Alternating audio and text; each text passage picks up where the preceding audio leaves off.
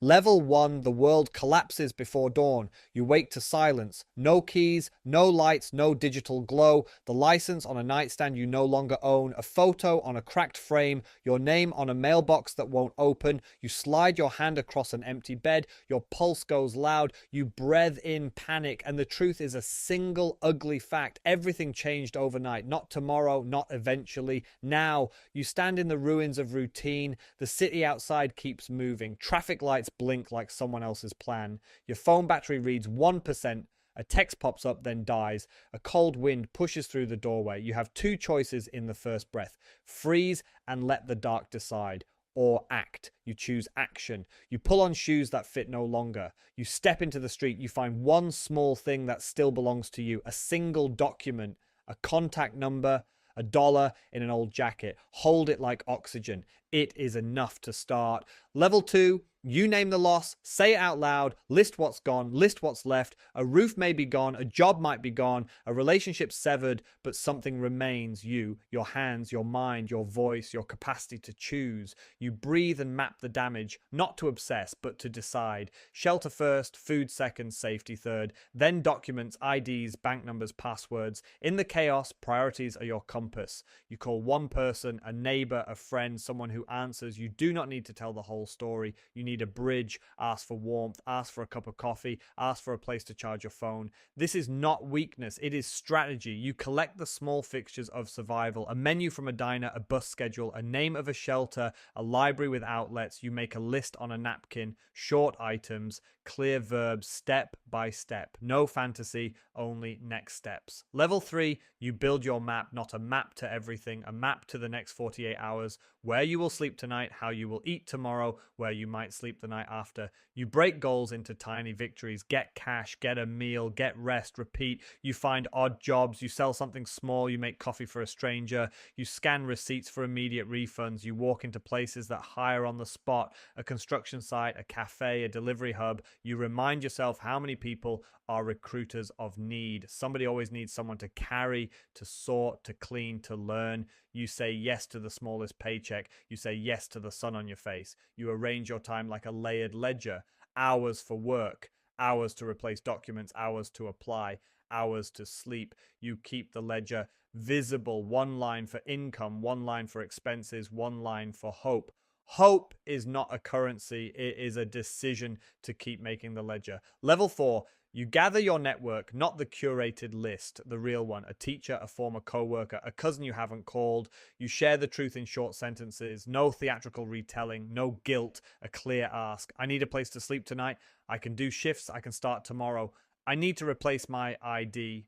You speak like someone who will work for the help. You trade skill for shelter. You trade time for referrals. You accept help without shrinking. Gratitude is your currency. You offer something back: a willingness to learn, a promise to show up. You find organizations that move faster than bureaucracy: community centers, legal clinics, food banks with business cards, shelters with openings. Volunteer yourself into systems that move people forward. Ask for caseworkers, ask for paperwork lists, bring the napkin ledger, show you're organized. Small organization invites bigger help. Level 5, you rebuild routines. Routines are the scaffolding of competence: wake time, eat time, work time, paperwork time, rest time. You schedule 2 durable habits: one practical, one soulful. Practical, a morning ritual to check opportunities, 25 minutes of applications, 2 calls, 1 visit. Soulful, a 10-minute grounding practice. Breathe, stretch, listen to a song that lifts you. The day is granular. You conquer it tile by tile. You track micro wins: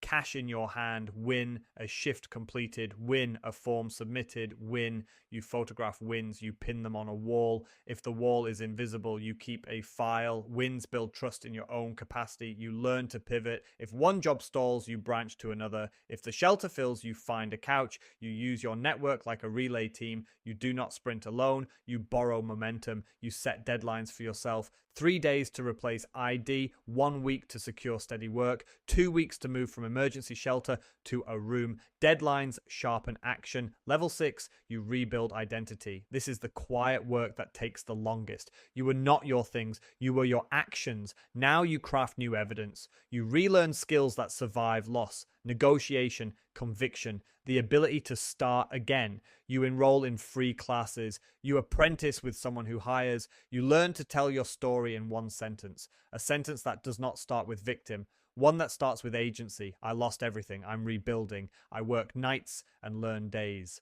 That sentence lands faster than excuses. You protect your values like a compass: honesty, work ethic, respect. You refuse easy compromises that corrode your future, but you allow flexibility that opens doors. You save a tiny portion of every day's earnings. $1, $2, it becomes momentum. You plan small investments in your future: a bus pass, a pair of shoes, a basic tool. You rebuild credit, one bill at a time. You rebuild trust, one promise kept at a time. Level 7, you make the future lean. A life that survives sudden loss is designed to resist catastrophe. You create redundancy where it matters. 2 ways to get paid, 2 places to sleep, backup copies of documents in a friend's inbox. You learn emergency benchmarks, what to do at nightfall, who to call when power goes out, where to store a week's worth of food. You practice drills. You teach yourself to be calm under pressure. You keep learning. Each week, one skill: budgeting, basic repairs, networking, a new language of survival. You measure success not only in months,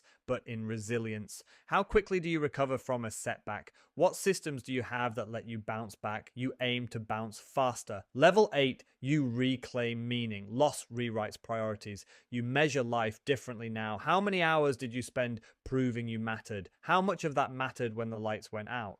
You make a new promise: to be prepared, to be kind, to be self-reliant but not isolated. You build a life with anchors, people who will show up, work you can stand behind, a purpose that doesn't depend on a house or a title. You celebrate the first day you pay rent again. You mark the moment with something small: a coffee, a note to someone who helped. You write a letter to the version of yourself that fell one night. You tell them the truth. You didn't just survive, you learned to start again. You built systems, you built relationships. You softened where hardness was needless. You hardened where softness invited harm. You carry new tools: a map, a ledger, a network, a rhythm. You carry the story, not as shame, but as proof that you can begin again. Final scene: 1 year from the night everything vanished. You stand at a window. The city is the same and not the same. You have a key that turns. You have a desk with papers. You have a shelf with small trophies. They're not expensive. They are proofs: a bus pass, a stamped form, a payment confirmation. You smile without melodrama. You learned the most brutal lesson: that the world can take everything and you can still choose what you do next. You close the window. You print a new napkin ledger. You write, "I will be ready." You place it where you will see it each morning. You begin again. Lights up, fade out.